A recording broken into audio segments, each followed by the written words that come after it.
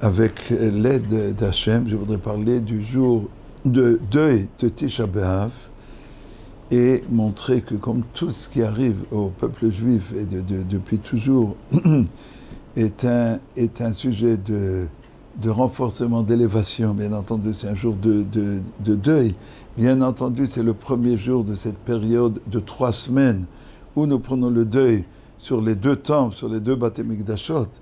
Et c'est le jour, on dirait, un jour qui rappelle des événements assez funèbres, puisque c'est à l'époque où nos ancêtres dans le désert se sont voués à l'idolâtrie. Alors bien entendu, c'est une partie infime, comme on le voit dans la Torah, que Moshe ensuite a demandé à ceux qui servaient Hachem de venger Hachem et l'honneur d'Hachem. Et il est tombé 3000 hommes, c'est pas beaucoup pour les millions qu'il y avait, et à part ceux qui sont morts, parce qu'il y avait ceux qui avaient plus fauté, il y en a qui sont morts par épidémie, mais quantitativement c'était limité, mais on le sait, toutes les âmes sont reliées, il n'y a pas eu d'opposition du peuple, tout le monde est mis dans le même sac, parce que nos âmes étaient là, nous avons tous fauté, et les 2 fautes les plus graves de l'histoire du peuple juif, bien, la première, c'est la faute du veau d'or, et à ce sujet, la Torah nous dit, dans la paracha de Kétissa, après la faute du veau d'or, qu'a dit Hachem à Moshe, Hachem a dit, quand Moshe, le plus grand tzaddik de l'histoire, a dit à Hachem, efface-moi de ton livre, hein, c'est en rêver. Et si tu touches aux cheveux d'un juif, alors il a dit non, celui qui mérite sera effacé, toi pas. Et Hachem a ajouté, Ve'ata lech neche ta'am el asher dibarti lach. Et maintenant, voici, conduis ce peuple là où je t'ai indiqué en terre d'Israël. Ide malachi elech lefanecha. Je vais envoyer un ange. Je ne viendrai pas en personne. Hachem, Moshe a imploré, Hachem. Après, il attendait l'après, donc il a dit, je vais venir en personne pour ton mérite. Hachem a dit, Moshe a dit, non, je ne veux pas. Il y a tout un passage incroyable, comme il a discuté avec Hachem. Il a dit, non, si tu ne fais pas, je ne suis pas d'accord. Comment pour ce qu'il se prend? Mais le Ramban explique un passage incroyable. Il a dit, ah, tu veux le faire à mon honneur, que pour moi? Non, alors je n'accepte pas. Je veux que tu fasses pour ton peuple, c'est quand même ton peuple. Et à la fin, Hachem a cédé. C'était ce qu'Hachem attendait de Moshe. Il a dit, eh bien, d'accord, c'est moi qui viendrai en personne, pas par intermédiaire. Et pour mon peuple, effectivement, c'est la fin de la paracha, enfin la suite de la paracha. Mais en attendant, ce qui est marqué, Ubeyom pokedi, upakadeti aleem chatatam. Et la Gemara dit dans Sanhedrin, Rashi le rapporte, Ubeyom pokedi, lorsque tous les châtiments de l'avenir qui arriveront pour des fautes du peuple juif, eh bien, une partie du châtiment sera dépendant de la faute, de cette faute-là, qui est la faute capitale, qui suit le peuple juif jusqu'à la fin des temps. On a besoin de millénaires pour réparer cette faute, tellement elle est profonde. Donc, quoi qu'il y ait dans la Shoah, une partie des décrets de la Shoah, c'est à cause de la faute du veau d'or. Et donc cette faute nous poursuit jusqu'à la fin des temps, jusqu'au Moshiach. C'est une faute qui est capitale. Et alors, quel est le sens de cette faute-là? Moshe était l'intermédiaire d'Hachem pour faire sortir les Juifs d'Égypte.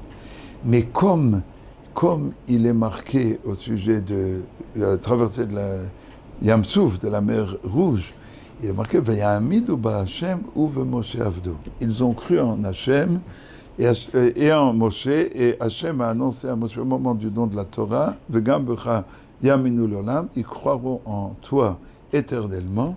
D'un autre côté, la Gemara, à la fin de Soukha nous dit que celui qui associe un homme à la croyance d'un homme à Hachem, il est déraciné de ce monde-ci, parce qu'il se détache de la Emouna. Nous sommes un peuple où nous savons qu'on a un seul Dieu, c'est le monothéisme par excellence, nous sommes le seul peuple, on peut dire, qui est ce monothéisme absolu. Et Moshe est un intermédiaire, mais Mais Moshe est un intermédiaire parce qu'il s'efface devant Hachem. Et Repraim de Vologine explique, ils ont cru en Moshe, non pas en un homme, comme si c'était une divinité, une partie de la divinité, ou Moshe Avdo, ils ont cru que Moshe n'est que son serviteur, le serviteur d'Hachem. Un intermédiaire n'est jamais qu'un intermédiaire, même le plus grand intermédiaire, et la preuve en est que nos plus grands sages et le plus grand homme de l'histoire juive, Moshe Rabbeinu, et c'est dans cette paracha aussi, que Hachem a dit, parce qu'il a frappé le rocher pour rien, le plus grand tzaddik de toutes les générations, c'est lui qui s'est dévoué corps et âme pendant 40 ans, corps et âme pour son peuple. Il a dépassé tout ce qu'on peut imaginer dans le dévouement à son peuple, et pour une faute extrêmement minime, on y reviendra, eh bien, il n'est pas rentré en terre d'Israël. Mais c'est entre autres pour nous apprendre que de ne jamais faire d'un homme, voilà ce qu'il n'est pas, on y reviendra peut-être, mais quoi qu'il en soit, donc Moshe Rabbeinu, c'est un intermédiaire parce qu'il s'est effacé devant Hachem. C'est dans la Gemara, dans Shabbat, Pétet 89, où Hachem a fait, c'est toute une sorte d'exercice. Il a dit au Satan, la Torah n'est plus dans le ciel. Enfin, Satan cherchait la Torah, il ne la trouvait plus dans le ciel.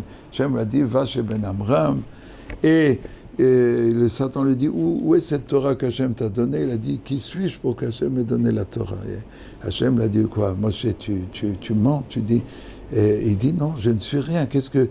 Et donc, Hachem a dit, mais puisqu'il est tellement humble, la Torah s'appellera de ton nom, Zichru Torah Moshe Avdi, le dernier verset des prophètes, de Malachi, souvenez-nous la Torah de Moshe. Donc, Moshe, c'est un intermédiaire. Pourquoi? Parce qu'il s'est effacé devant Hachem. Et quelle est la faute du Hegel? Tout ça veut dire à la faute du veau d'or. C'est quoi la faute du veau d'or? Ils ont pris un veau. Alors, pensez que les Juifs de l'époque, qui ont vu tous les miracles de la sortie d'Égypte, qui ont entendu la voix d'Hachem, eh bien, ils ont simplement cru qu'un veau, c'est lui qui va les servir de dirigeant. Et je veux dire, il faut un peu rehausser le niveau de réflexion et de compréhension et des connaissances qu'avait à l'époque de monde spirituel que nous n'avons plus. Même ceux qui se livraient à l'idolâtrie, comme l'explique le Ramban, avaient des connaissances des forces célestes qui existent. Mais au lieu d'aller à la source de toutes les forces qui Hachem, ils s'arrêtaient à un intermédiaire, mais ils avaient la préscience des forces spirituelles de cet intermédiaire. En tout cas, au moment du don de la Torah, Hachem a ouvert tous les cieux.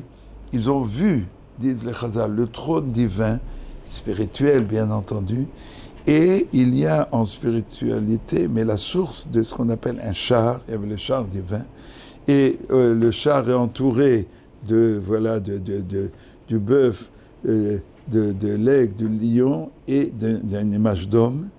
Voilà, sans rentrer, c'est de la Kabbale, et ils ont vu, comme dit le Midrash, le Ramban le rapporte, ils ont vu le char divin, ils ont vu ce taureau, ils ont vu cette force-là, ils ont détaché, disent les Chazal, ce sont les termes de Chazal, ils ont détaché comme une roue de ce char, c'est ce taureau, et ils l'ont pris pour eux. Ils ont détaché, ça veut dire qu'ils ont vu qu'il y a des forces spirituelles dont le taureau représente les forces de ce monde-ci. Le monde vécu, le monde physique, le monde de la nature est représenté par le taureau des Chazal.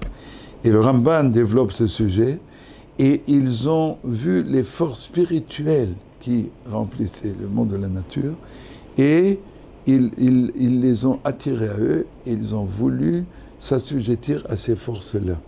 Ça ne veut pas dire forcément, même Aaron a fauté dans son style, a accepté, et le Ramban dit que même qu'il y a Aaron, le plus grand tzaddik, avec Moshe, bien entendu qu'il n'a pas fait d'idolâtrie, mais ils ont été impressionnés, dans le sens littéral, comme on impressionne, par des forces où ils se sont trop attachés à ce monde-ci. Ils ont cru que ce monde-ci était un intermédiaire. Et comme que le Ramchal, Reprem Lutzato, dans le livre d'Atvonot, dit qu'une des erreurs de la Emouna, il y a plusieurs erreurs. Ceux qui croient à la dualité, ceux qui croient à la force du mal, etc. Il y a plusieurs, il énonce toutes sortes d'erreurs. Des bases de la Emouna, une des erreurs, c'est de croire qu'il y a des forces naturelles de cause à effet qui sont absolues. Et il dit, c'est un manque de Emouna en Kadosh Baruch Hu. Et il dit, je n'oserais pas vous le dire, je ne sais pas si je dois vous le dire ou pas, mais c'est marqué dans le Das tout notre.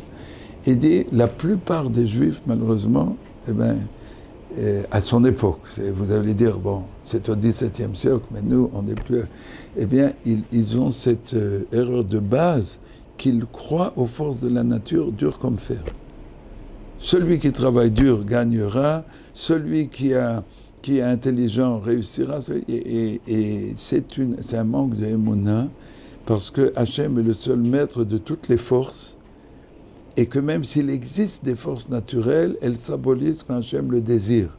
Ces forces existent, mais avec la spiritualité, avec des mérites, avec certaines choses, on peut tout bafouer.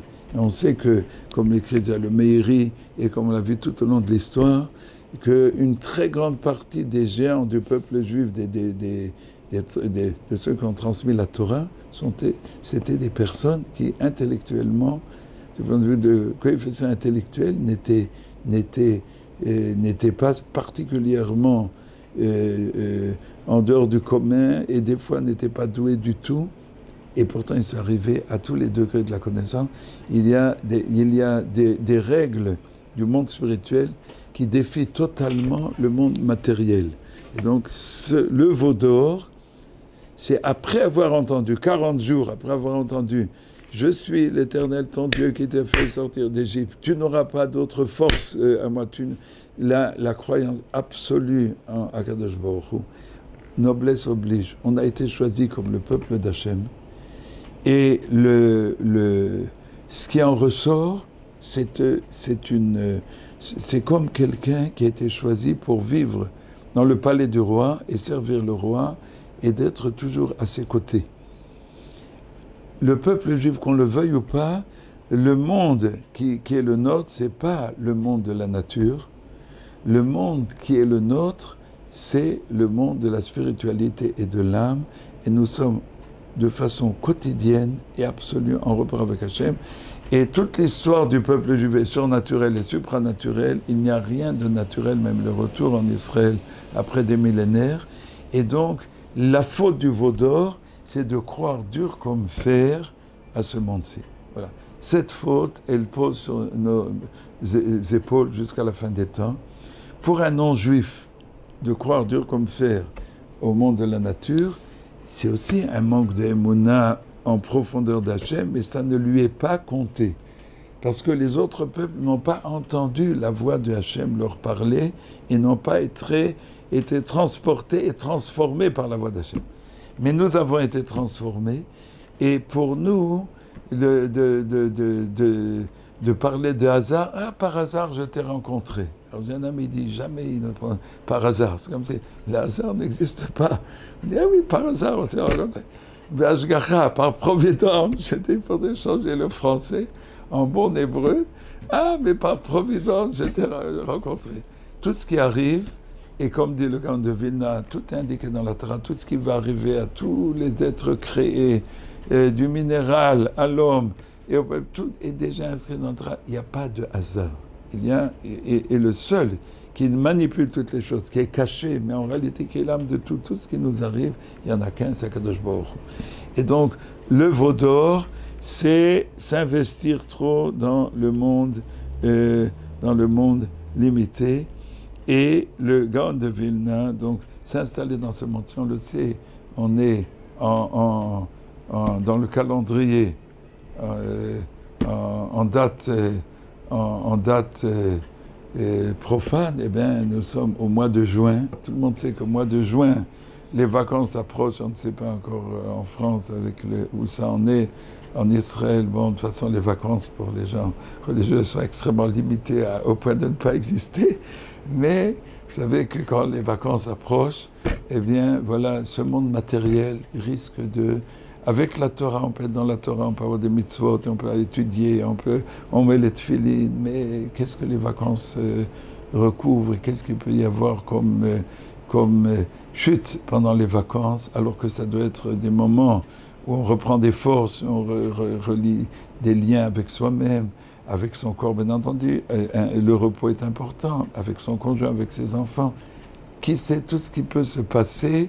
Et ces vacances-là, c'est un veau d'or. Il y en a pour qui les vacances, c'est un sujet constant toute l'année, c'est la constante de l'année. Qu'arrivera-t-il aux vacances? Et des mois avant, on prépare. Et enfin, il n'y a rien de mal. Qu'est-ce qu'on fait? On a le droit, mais on mange cachère. Je comprends pas. On va prier un minyan à l'hôtel. Donc, qu'est-ce qu'on nous veut? Pourquoi est-ce que le monde entier part en vacances? Qu'est-ce qu'on nous veut? Mais pourquoi on nous poursuit? Pourquoi sommes-nous poursuivis? Nous sommes poursuivis parce que nous sommes le peuple d'Hachem et le dépositaire de la parole divine. Alors nous sommes poursuivis. Et en fin de compte, il y a, voilà, le gars on explique, sur le deuxième verset de Shemot, de Dvarim, où Hachem a fait des réprimandes aux Juifs, il a parlé de toutes les fautes du désert, et le veau d'or est exprimé en ces termes, dit Zahav, un trop-plein d'or. Et j'ai souvent rapporté au nom de un de mes maîtres, Moshe Shvab Zatzal de Getzet, qui rapportait du Gaon de Vilna, que les Juifs, qu'on le veuille ou pas, ont dit Zahav, trop d'or, on a trop d'or. Mais au sens spirituel, on a un trop plein de force spirituelle. Voilà. Le Juif qui se lève le matin, il est déjà plein d'une énergie, on ne parle pas de ceux qui sont abattus à cause de... Mais c'est à la base, chaque Juif est énergétique, sans fin. Et il a une énergie qui n'est pas du monde naturel à cause du don de la Torah. Tout provient du don de la Torah. Nous avons des forces exceptionnelles. Et Zahav, voilà, c'est pas seulement faire de ce monde-ci quelque chose de trop important. Ça, c'est la base. Mais en plus, ce qu'il y a de particulier chez les Juifs, il y a une frénésie. Un non-juif qui s'adonne à certains vices et qui se livre à certaines choses, ou qui est perdu par le goût du gain, qui est cupide, c'est limité. Pourquoi c'est limité? Parce que il vit dans ce monde naturel, et même les désirs, et même les fautes, et même les défauts sont adéquats à ce monde limité. Un juif qui a reçu la Torah, c'était 40 jours avant qu'ils ont reçu la Torah, cette Torah avec la parole divine fait que le juif est toujours habité de forces qui sont pratiquement illimitées. Il y a une force, c'est la recherche du divin, en réalité, la recherche d'Hachem. Mais là où le bas blesse, c'est que si on n'investit pas ces forces là où elles doivent être investies, dans le bien, dans le monde spirituel, et qu'on les investit dans le monde matériel, c'est un trop plein d'or. Et donc, voilà, depuis toujours, quand il y a des sujets d'argent, lorsqu'un juif, combien on le voit dans l'histoire, et jusqu'à aujourd'hui, et combien, je dis toujours le sujet le plus délicat, qui demande le plus de renforcement, c'est comment se comporter, le respect de l'autre, le respect d'autrui, le respect des biens de l'autre, qu'il soit juif ou non juif. La Torah ne fait pas de distinction, l'autre exalte, tu ne voleras pas. Et combien de juifs peuvent se targuer d'être des bons juifs? Ils vont à la choule, et ils sont appelés, ils reçoivent Maftir Yonah, et ils ont un cours de Torah, ils vont avec la... Et ensuite, quand ils arrivent aux affaires, ni vu ni connu, tout est dans leur poche, et ils utilisent le surplus d'intelligence reçu au Mont Sinaï, puisqu'on a reçu 613 mitzvot, on a un surplus, et ils l'utilisent pour des choses disables. Le Gaon dit, la pire des choses, bien entendu, ce monde matériel, mais là où, malheureusement, on le voit, quand il s'agit de malhonnêteté, de choses d'argent, eh bien, un juif peut avec toutes ses forces, avec ce surplus de force, voilà, s'investir et arriver, c'est une catastrophe. Et donc, il y a un message important ce jour de jeûne, c'est un jour de jeûne. Et nous nous repentissons, nous pensons au passé, nous devons amender, voilà, ce ce goût de ce monde-ci. Il faut s'écarter du goût de ce monde-ci.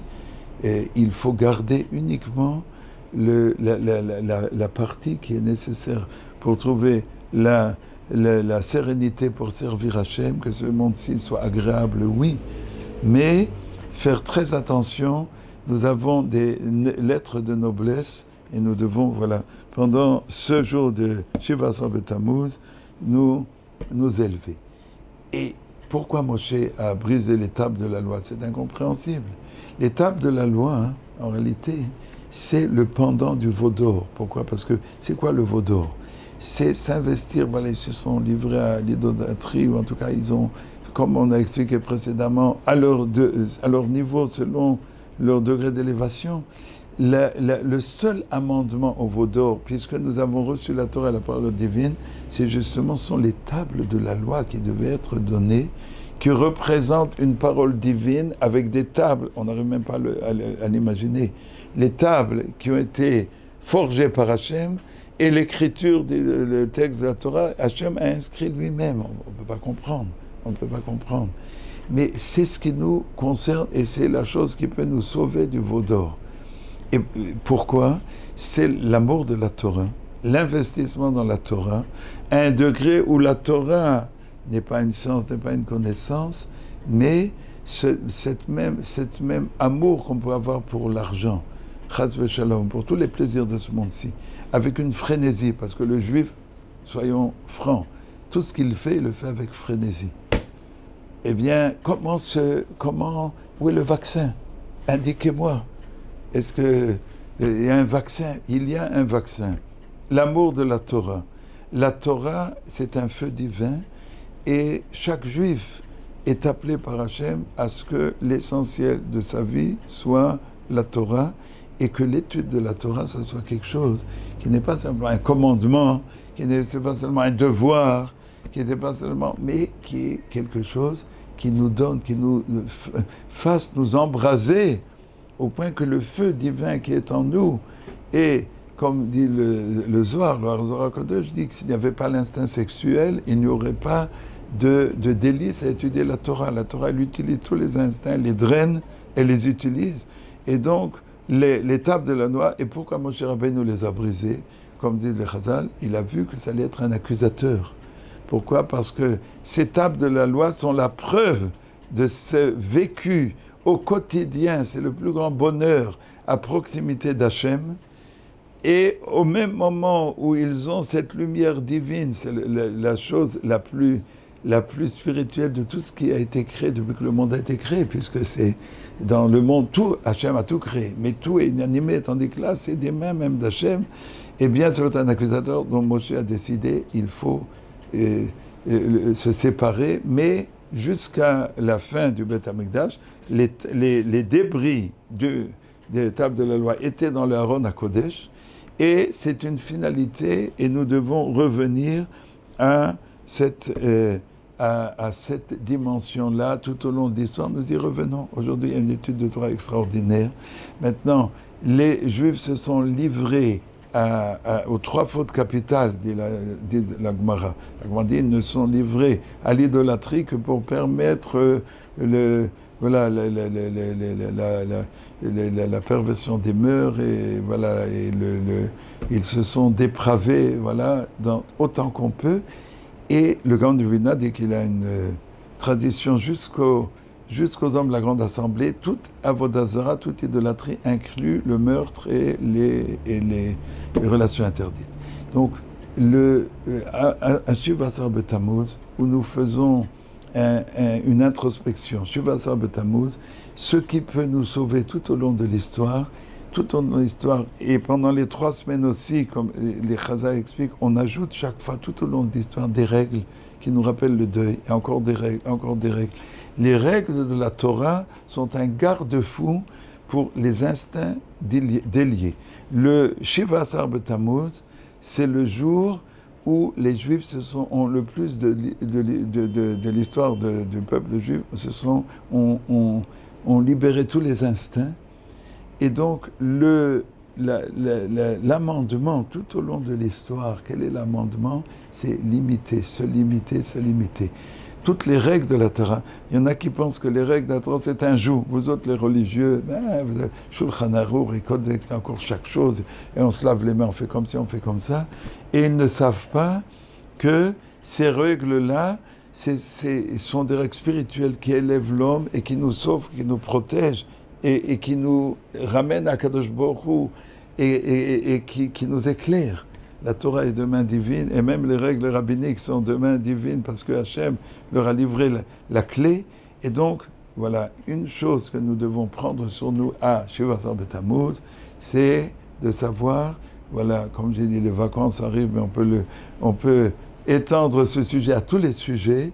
Un juif qui se veut être un fils d'Akadosh Baruch Hu, ça ne suffit pas qu'il accomplisse un rudiment de mitzvot ou même toutes les mitzvot, il doit se limiter les instincts. C'est ce que nous apprenons de ce Shiva Asar B'Tammuz. Et surtout, ce qui a été dit précédemment, qu'un juif doit être en proximité d'Hachem sans intermédiaire. Un homme n'est jamais qu'un intermédiaire. Le rabbin n'absout pas. C'est pas comme dans d'autres religions. Ce n'est qu'Hachem qui absout. On se repentit avec soi-même et pas en face d'un homme.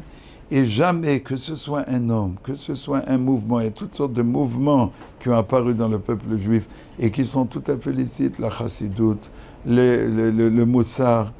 Chacun, ce qu'il entend, il y a des groupes qui ont un certain idéal particulier. Tout est valable à condition que cet idéal intermédiaire ne soit jamais qu'un intermédiaire.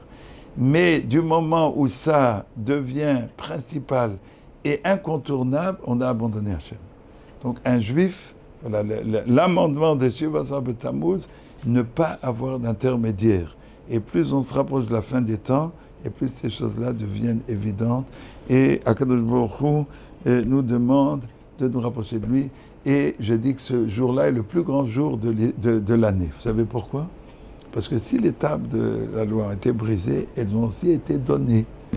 Et le Harizal dit que quand Aaron a dit, pour temporiser et pour calmer le peuple, il voulait gagner du temps, il a dit, on va faire ce que vous voulez, je vais prendre de l'or, il ne savait pas qu'il allait sortir un veau d'or, je vais prendre de l'or et ils ont fait par sorcellerie. Et bien il dit, Chag l'Hashem Machar, demain, on va faire une fête à Hachem. Et le Harizal dit, tout ce qui est inscrit dans la Torah est éternel. Fête, tu penses, quelle fête? L'idolâtrie, c'est la fête? Non. Ce jour-là va devenir le plus grand jour de fête. C'est le plus grand jour de l'année. Yismach Moshe, bematnas relko, on dit tous les Shabbats. Moshe se réjouira car le Rotavanim, il est descendu avec 2 Rotavanim. Quel jour c'était quand il est descendu? Shiva Asar B'Tammuz. Donc ce jour-là, potentiellement, est un jour de lumière, un jour de très très grande lumière. C'est la suite du don de la Torah où Hachem nous a parlé, c'est la concrétisation dans le monde matériel de ce que nous avons entendu d'Hachem. Potentiellement, toutes ces forces-là se trouvent dans ce jour gigantesque de Shiva Asar B'Tammuz. Et donc nous allons essayer ce jour d'élévation de revenir à Hachem de tout notre cœur, sans intermédiaire, de savoir que c'est un bonheur d'être à proximité d'Hachem, beaucoup plus que proximité de la plage. On a le droit d'être à la plage dans les conditions justes et bonnes. Et ce n'est pas une plage mixte. Parce que sinon, alors on est pour Hachem et on est pour d'autres choses. C'est un jour où les forces nous habitent, qu'Akadosh Baruch Hu fasse que ce jour, encore cette année, se transforme en un jour de fête et de repas avec l'avenue de Moshiach. Amen.